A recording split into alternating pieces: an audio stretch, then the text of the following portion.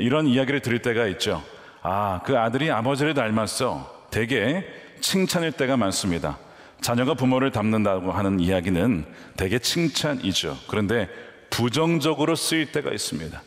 그 아버지의 그 아들이다라는 말이 장점이 될 수도 있지만 단점이 될 수 있어요.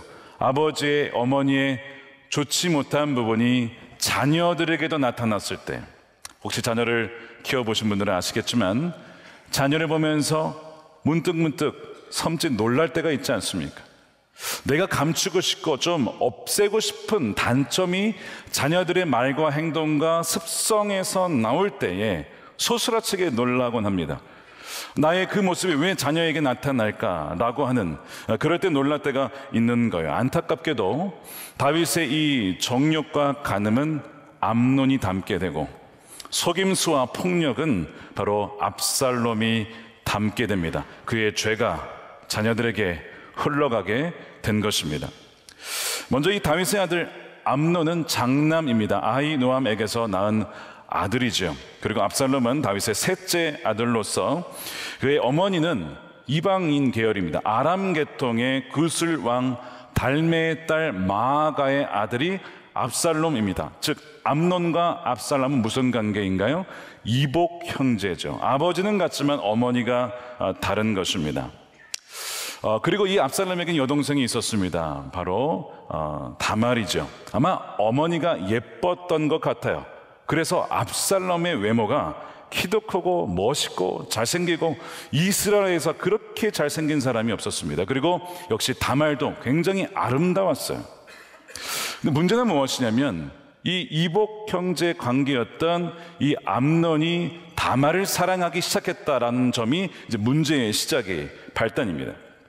구체적으로 우리가 이 다윗으로 시작된 죄의 이 네 가지 얼굴을 오늘 말씀을 통해 하나씩 살펴보면서 이 죄의 사슬이 얼마나 강력하고 파괴적인지를 하나씩 살펴보겠습니다. 첫 번째 얼굴은 암논의 얼굴인데요, 사랑의 조각칼로 파괴를 새기는 정욕의 얼굴입니다. 자, 암논이 그녀를 사랑했다라고 1절을 시작하고 2절에 갔더니 누이 다말을 사랑하였으나 처녀임으로 어찌할 수 없는 줄을 알고 병이 났다는 거예요. 이복 관계입니다. 결혼할 수가 없어요. 건드려서도 안 됩니다. 게다가 처녀입니다. 결혼하지 않은 이상 부부관계를 가질 수가 없는 거예요. 그래 너무 좋은 거예요. 같이 자고 싶은 거예요. 그래서 병이 난 겁니다. 자, 이것이 암논의 상황이었던 것이죠. 이것이 사랑의 열병이라고 생각했는데 사랑이 아니라 이것은 소유욕이었습니다. 집착하는 것이었습니다. 그녀의 몸을 원하는 것이죠.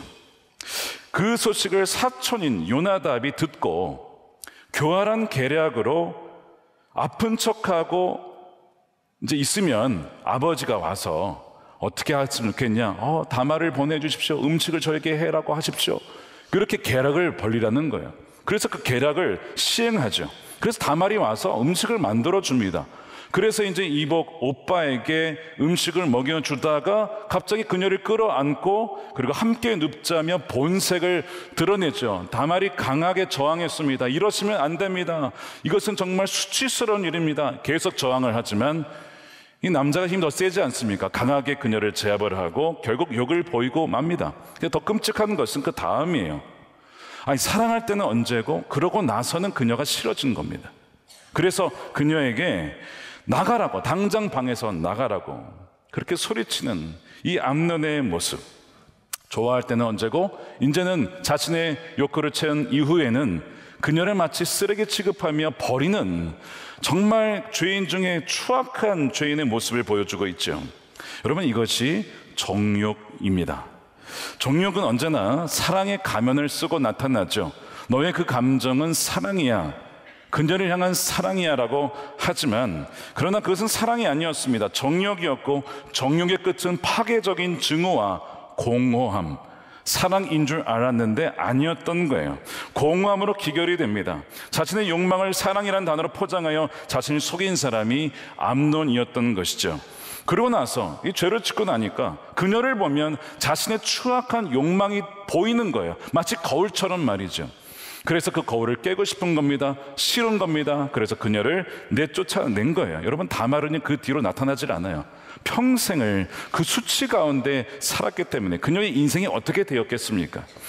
한 여인의 인생을 완전히 망쳐버린 사람이 바로 이 암논이죠. 여러분, 이 정욕이라고 하는 암논의 얼굴이 어디에서 왔을까요?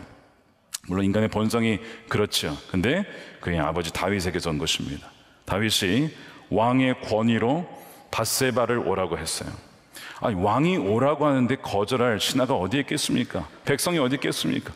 불러오니까 갔다가 왕의 권위로 눌러서 그녀를 범했지요. 다윗을 찾아왔던 나그네, 그 나단의 표현에서 나그네가 찾아왔다고 했죠. 그 나그네가 이제 누구에게 간 겁니까? 암논에게 찾아간 겁니다. 그의 아들 암논에게 흘러간 것이죠. 여러분, 이것이 죄의 대물림이고 이것이 죄의 전염성이고 이것이 죄의 확장성입니다. 마치 전염병처럼 흘러가는 것이 이 죄라고 하는 거예요. 아들이 아버지의 간음을 왜 몰랐겠습니까? 아버지가 하는데 나라고 못할 게 뭐가 있어? 라고 생각하지 않았겠습니까? 아들이 아버지를 닮은 것입니다. 사실 이 암논의 얼굴은 사람을 인격이 아니라 욕망의 도구로 삼는 모든 사람들의 모습 속에 담겨 있습니다. 과연 우리는 어떻습니까? 나의 외로움과 불안을 달래기 위하여, 나의 성공을 위하여 어떤 남자를, 어떤 여자를 취하여 이용하는, 또 그것을 사랑이라고 하며 로맨스라고 하며 그렇게 생각하고 있지는 않습니까? 사람을 비인격화하여 그저 욕망을 채우는 도구로 삼고 있지 않습니까? 많은 남성들이 음란물에 무너집니다. 왜냐하면 그 사람을, 그 여성을 인격화하지 않고 대상으로 그냥 도구로 삼기 때문에, 그래서 이렇게 이 사람을 말이죠, 눈요깃감으로 그렇게 전락시키고 소비하는 문화에 우리가 너무나 많이 노출되어 있다는 거예요. 그래서 이 암논의 이 정욕에 찬 얼굴은 사실 많은 이들이 감추고 싶은 얼굴이기도 합니다. 두 번째 얼굴은 요나답의 얼굴인데 교활한 안내자입니다. 3절에 보면 요나답을 아주 교활한 인물이라고 묘사를 해요. 이 교활하다는 표현이 창세기에 뱀을 묘사할 때도 쓰이지 않습니까? 동물 중에 가장 교활한 동물이라고. 이 요나답은 누구냐면 다윗의 형 시므아의 아들입니다. 즉 다윗의 조카이고 암논과는 사촌 관계인 것이죠. 머리가 뛰어났던 것 같아요. 암논의 병이 정욕이란 걸 알았어요. 욕망이란 걸 알았어요. 자, 그러면 이렇게 얘기를 해줘야죠. 왕자님, 아무리 좋아해도 이복 관계 아닙니까? 동생 아닙니까? 건들면 안 됩니다. 그거는 하나님이 미워하시는 것입니다. 이렇게 말렸어야 돼요. 그런데 이 요나답이 하는 것이 무엇이냐면 욕망이 있던 것을 알고 그 욕망을 성취할 수 있는, 이룰 수 있는 가장 좋은 전략과 방법을 제시합니다. 시나리오를 짜요. 기가 막히게 그 시나리오로 진행이 됩니다. 왜요? 다윗이 어떤 성향인지 알고 또한 이 암논이 어떤 성향인지 알았기 때문에 이렇게 하면 잘 될 겁니다. 기가 막히게 머리가 좋은 사람이 이 요나답이었던 거예요. 그래서 왕자님, 부왕께서 왕자님 아프다고 하면 분명히 올 것입니다. 아니면 말을 하실 겁니다. 그때에 그 동생 다말을 보내달라고 하십시오. 아까 말한 그대로 그렇게 얘기를 해서 그대로 진행이 돼요. 요나답은요 직접 죄를 짓지는 않아요. 그런데 다른 사람이 죄를 지을 수 있도록 문을 활짝 열어주고요 가이드를 합니다. 이것이 요나답의 모습이죠. 이 요나답의 얼굴도 보면 원칙과 진리와 거룩보다 실용과 그리고 성공을 앞서는 모든 곳에 이 요나답의 얼굴이 숨겨져 있습니다. 야, 들키지만 않으면 괜찮아. 다들 그렇게 살아. 너 비즈니스 성공하려면 너 그렇게 어려워. 야, 괜찮으니까 이 방법 따라 한번 해봐. 그럼 너 큰 돈을 벌게 될 거야. 여러분, 이것이 유혹이고 이것이 요나답의 여러분 메시지인 거예요. 여러분, 우리는 어떻습니까? 어려움에 처한 친구에게 하나님의 말씀대로 생명의 길로, 좁은 길로 갈 수 있는 그 길을 조언하고 있습니까? 아니면 세상적인 성공의 방법을 제안하고 있지는 않습니까? 우리 자녀에게는 어떻습니까? 정직하게 하다가 망하면 그건 성공하는 거야. 정직하게 실패하는 법도 가르쳐 줘야 돼요. 근데 그것을 가르쳐 주지 않고 요령껏 성공하는 법만 아이들에게 가르치고 있지는 않습니까? 혹은 나 자신이 성공을 위해 하나님 원하시는 길을 무시하고 세상의 지혜를 구하고 그 어떤 성공을 위해, 부를 위하여 속이고 있지는 않습니까? 여러분, 이것이 요나답의 얼굴인 거예요. 자, 세 번째 얼굴은 다윗입니다. 다윗의 얼굴은 공의의 망치를 놓아버린 조각가죠. 21절에 보면 참 끔찍한 소식입니다. 암논이 다말을 욕보였다는 소식을 다윗이 들어요. 어떻게 반응하는지 아십니까? 분노합니다. 21절에 다윗 왕은 이 이야기를 모두 듣고서 몹시 분개하였다. 아니, 아버지 입장에서 또 왕의 입장에서 당연히 분노할 만하죠. 문제는 무엇이냐면 그것이 끝이었다는 거예요. 스스로 분노하고 아무런 일을 행하지 않습니다. 조치를 취하지 않습니다. 그는 왕으로서, 마땅히 아버지로서 공의의 망치를 들고 그 죄악에 대하여서 징계를 했었어야 했습니다. 그런데 아무런 일을 하지 않아요. 그래서 사실상 암논의 죄를 용납했고 다말의 고통을 외면했으며 그런 말미암아 압살롬으로 하여금 보복하리라, 그 살인의 씨앗을 심게 된 계기가 된 겁니다. 여러분, 왜 다윗이 아무런 행동을 하지 못했을까요? 자신의 죄 때문입니다. 밧세바를 범하고 우리아를 죽였던 죄책감이 그의 손발을 묶어버린 것이죠. 아니, 내가 무슨 자격으로 아들을 꾸짖을 수 있겠는가? 나도 그랬는데. 여러분, 죄가 이렇게 무서운 거야. 여러분, 죄가 뭘 빼앗아간지 아십니까? 축복을 빼앗아갑니다. 바른 권위를 빼앗아가고요, 영향력을 거두어갑니다. 이게 마귀가 노리는 거예요. 여러분, 다윗이 누굽니까? 어떤 별명이에요? 자이언트 킬러, 거인을 죽인 자입니다. 블레셋이 벌벌 떠는 사람이에요. 그 자이언트 킬러가 지금 마치 이빨 빠진 호랑이처럼, 손발이 묶인 호랑이처럼 아무것도 하지 못하고 내가 뭔데 아들에게 뭐라고 할 수 있겠는가? 너무나 안타까운 모습 아닙니까? 여러분, 죄라고 하는 것이 이렇게 무서운 것이죠. 그래서 마땅히 외쳐야 할 때, 공의의 망치를 들어야 할 때 들지 못하고 침묵의 병에 걸리고 만 것입니다. 가정이든 교회든 나라든 리더가 도덕적 권위가 무너질 때에 그 공동체와 나라는요, 방향을 잃고 죄의 문화에 잠식이 됩니다. 왜요? 리더도 그렇게 하니까 밑에 있는 사람들 다 그렇게 하는 거예요. 다 따라가는 것입니다. 목자가 가는 대로 다 따라가는 거예요. 자, 그래서 마귀는 누구를 노리는 거예요? 리더를 공격하는 것입니다. 목자를 치면 양떼는 흩어지고 목자를 치면 양떼는 방황하기 때문에 리더가 주에 굴복하도록 24시간 360일 쉬지 않고 불화살의 유혹을 쏘는 것입니다. 그래서 다윗이 무너지는 것이죠. 그의 침묵은 평화가 아니라 더 큰 붕괴를 예비하는 것이었습니다. 근데 이 말씀을 묵상하다가 저는 더 깊이 좀 생각을 해봤어요. 아무리 그래도 그렇지, 다윗이 왜 말을 하지 못했을까? 깨닫게 된 것은 다윗의 근본적인 자녀 양육 방식에 문제가 있었기 때문입니다. 성경을 자세히 읽어보면 다윗은 자녀들 굉장히 사랑한 아버지였습니다. 굉장히 사랑했어요. 근데 사랑에 뭐가 빠졌냐면 하나님의 공의에 기초한 훈육, 엄격한 훈육에 결여된 사랑이었다는 것이 문제인 거예요. 그것이 자녀를 망친 겁니다. 다윗이 암논을, 장자를 너무나 사랑했기 때문에 혼내지 못했습니다. 그의 느슨하고 허영주의적이고 방임적인 그 방식이 결국 자기의 그 욕망을 제어하지 못하는 그 암논을 길러낸 토양이 된 것입니다. 그것이 그 암논을 길러낸 거예요. 다윗은 아들을 사랑한다고 했지만 훈육 없는 사랑은 자녀를 망치는 독이 되기 때문입니다. 잠언서 13장 24절에 세 번역에 이렇게 되어 있습니다. 잘 들어보십시오. 매를 아끼는 것은 자식을 사랑하지 않는 것이다. 매를 아끼는 것은 자식을 사랑하지 않는 것이다. 자식을 사랑하는 사람은 훈계를 게을리하지 않는다. 훈계를 게을리하지 않는다. 훈계 없는 사랑은 자녀를 망치기 때문이죠.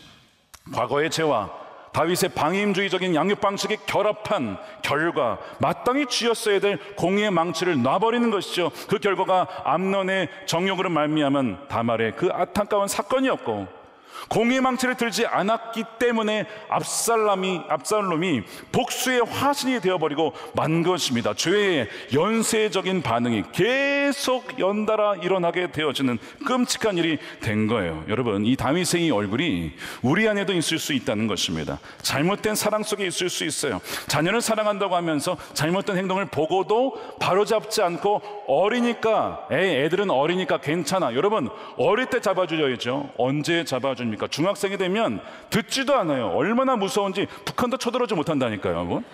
중학교 2학년만 된 애들 머리가 커가지고 막 반항을 하기 시작합니다. 왜 나한테 뭐라 그러냐 이거예요. 막 그러면서 부모님에게 스마트폰 얘기하면 이거 내 건데 왜 그걸 건드리냐고. 이런 식으로 아이들이 그럽니다. 이제는 초등학교 고학년만 돼도요, 쉽지가 않은, 어린 시절부터 하지 않으면요, 때가 늦을 수가 있다는 것이죠. 여러분, 그것이 우리의 모습은 아닙니까? 또한 공동체 안에서도 내가 완벽하지 않은데 다른 사람을 어떻게 권면해? 성경에 분명히 사랑 안에서 진리를 말해야만 서로 잘한다고 했는데 그것을 하지 않는 거예요. 관계의 불편함을 피하기 위해서 진리 말하기를 주저할 때에 그 침묵 속에서 결국에는요, 우리의 공의의 망치를 놓아버린 다윗의 얼굴이 있는 거예요. 서로가 고통스러운 것입니다. 네 번째 얼굴은 압살롬의 얼굴인데 복수의 망치로 그 산을 부수는 자입니다. 아버지가 아무런 일을 하지 않으니까 내가 해버리겠다라고 한 거예요. 22절에 보니까 압살롬은 암논이 누이 다말에게 욕을 보인 일로 그가 미웠으므로 암논에게 옳다거나 그러단 말을 전혀 하지 않습니다. 자, 하지 않는다는 것이 일단은 기다린 것 같아요. 다윗이 뭔가 하겠지 안 하는 거예요. 그래서 그가 직접 복수하기로 준비를 합니다.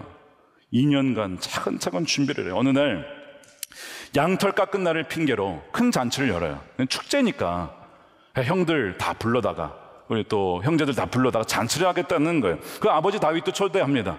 근데 이제 아버지는 안 간다 그러니까 그러면 형님 그 암논이라도 좀 보내주십시오라고 요청을 하는데 다윗의 느낌이 쎄한 거예요. 자, 그것이 26절이에요. 압살롬이 말하기를 그러면 마청 암논이라도 우리 함께 가도록 허락하여 주시길 바랍니다. 다윗이 묻기를 암논이 너와 함께 가야 할 이유가 뭐냐? 둘의 관계가 어떤지를 다윗도 대략은 알고 있죠. 얘가 이러다가 무슨 짓 하는 거 아니야? 그런 느낌이 확 드는 거예요. 그럼 말렸어야 되는데 계속 압살롬이 아닙니다 속이니까 다윗도 속아 넘어가게 돼요. 여러분, 이 압살롬의 이 속이는 장면이 어디에서 나왔죠? 다윗이 우리아를 속일 때입니다. 치열한 전쟁터를 보내요. 마치 전쟁 중에 죽은 것처럼 속여서 그를 죽이지 않습니까? 그 속임수가 시간이 지나서 세대가 흘러서 더 교묘하게 이 압살롬의 손에 그 그물이 들여져 있는 것이죠. 죄는 이처럼 가까운 사람에게 가장 치명적인 방식으로 유전이 되는 거예요. 죄의 대물림이 이렇게 무서운 것입니다. 결국에는 28절에 보면 이제 이 암논이 막 술에 취해 있어요. 여러분, 술 취하지 마십시오. 깨어서 성령께서 인도하신 대로 살려면 술 취하시면 안 됩니다. 암논이 술을 마셔서 막 즐거워하다가 결국에는 딱 사인에 맞춰서 압살롬의 부하들이 암논을 죽여버리죠. 놀라가지고 다른 왕자들은 다 노새를 타고 도망을 갑니다. 끔찍한 살인사건이 벌어지게 된 거예요. 이 살인이 어디서 온 겁니까? 아버지에게서 온 거죠. 우리아를 죽인 그 살인의 열매가 아들에게서 지금 맺히고 있는 안타까운 사건입니다. 물론 그 여동생에 대한 복수였어요. 근데 복수라고 해서 사람을 죽여서는 안 되죠. 정의 심판대에 세워야죠. 사법부에 세워야죠. 근데 자기가 직접 공의의 망치를 휘두르기로 하는데 문제는 그 인간의 정의라고 하는 것이 항상 더 잔인하게 이해는 이가 아니라 그 3배, 4배, 5배 이상을 갚아준다는 데 문제가 있습니다. 더 큰 파괴를 불러와요. 그래서 하나님께서 뭐라고 하냐면 너희가 원수를 갚으려 하지 말아라 라고 말씀하시죠. 로마서 12장 19절입니다. 사랑하는 여러분, 여러분은 스스로 원수를 갚지 말고 이 일은 하나님의 진노하심에 맡기십시오. 하나님이 아신다는 겁니다. 성경에도 기록하기를 원수 갚는 것은 내가 할 일이니 내가 갚겠다라고 주님께서 말씀하신다라고 하셨어요. 모르시는 것 같아도 하나님 다 알고 계시죠. 하나님의 때에 직접 다루신다는 거예요. 무서운 거예요.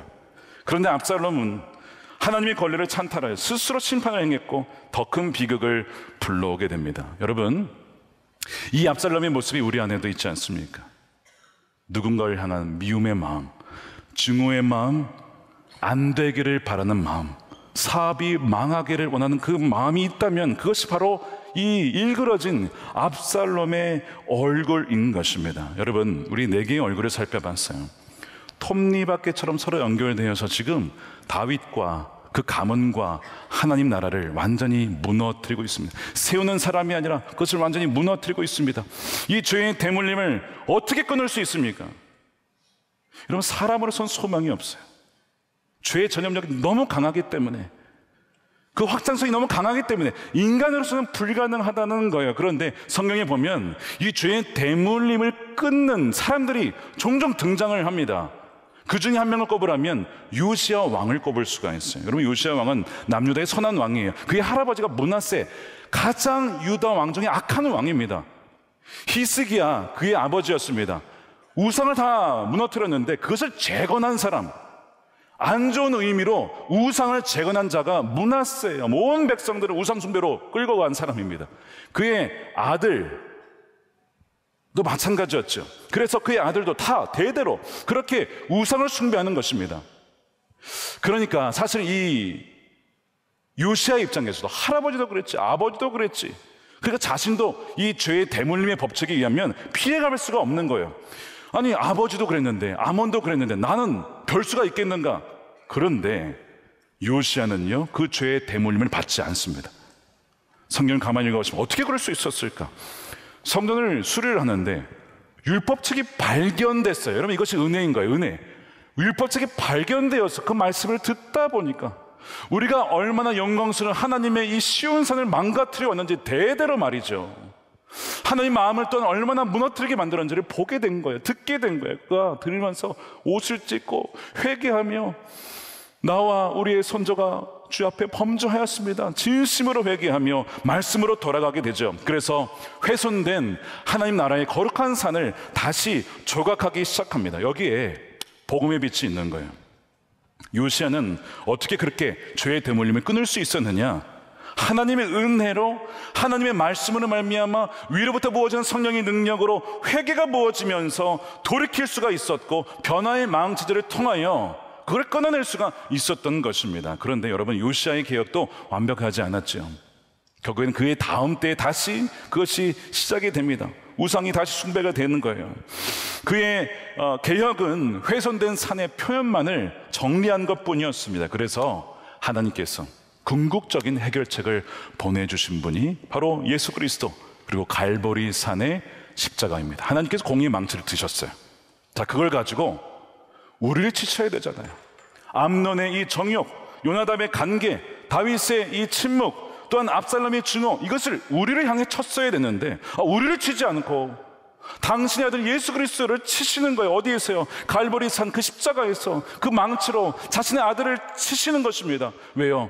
우리가 받아야 될 죄를, 우리가 받아야 될 저주를, 모든 것을 그분의 아들에게 다 쏟아 부으심으로 우리를 살리시기 위하여 그 갈보리 산에서 죽으신 것입니다. 그리고 부활하셨어요. 그래서 더 이상 무너져가는 죄의 산에 우리가 살지 않고 영원히 흔들리지 아니하는 그 반석 위에 우리의 인생이 살아갈 수 있도록 그 기반을 마련해 주신 분이 우리의 왕 구세주 예수 그리스도이십니다. 성경에 보면 다윗의 자손으로 오셨잖아요, 예수님이. 그러니까 계속 되도록 죄의 대물림을 하던 그 자손들이 딱 그 대물림이 끝나는 때가 언제입니까? 예수 그리스도를 통하여, 그분의 십자가를 통하여 대물림이 완전히 끝나게 되는 거예요. 그래서 성경은 뭐라고 하냐면 그분 안에 있으면 그 죄의 대물림이 끝나게 된다. 로마서 8장 1절 2절에 우리 함께 읽어보겠습니다. 시작. 그러므로 그리스도 예수 안에 있는 사람들은 정죄를 받지 않습니다. 그것은 그리스도 예수 안에서 생명을 누리게 하는 성령의 법이 당신을 죄와 죽음의 법에서 해방하여 주었기 때문입니다. 할렐루야.